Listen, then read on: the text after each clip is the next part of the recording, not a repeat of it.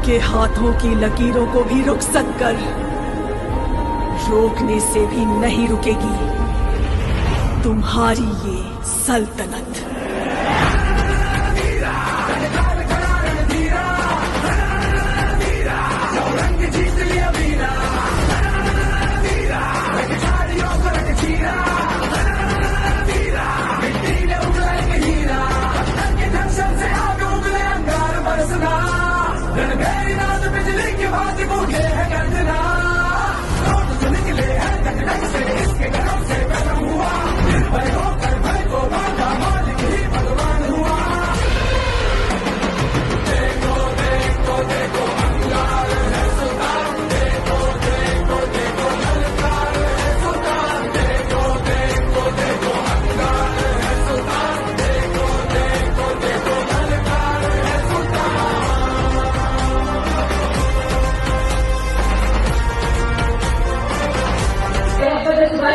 ಎಲ್ಲರಿಗೂ ನಾನು ಇಲ್ಲಿ ಈ ತರಹದ ಹಬ್ಬದ ವಾತಾವರಣದಲ್ಲಿ ಮೊದಲನೇ ಸತಿ ಬಂದಿದ್ದೀನಿ. ಮತ್ತೆ ಈಗ ನಿಮ್ಮೆಲ್ಲರ ಹತ್ರ ಆಶೀರ್ವಾದ ಕೇಳ್ತಿದ್ದೀನಿ. ದಯವಿಟ್ಟು ನಿಮ್ಮ ಆಶೀರ್ವಾದ ಮಾಡಿ.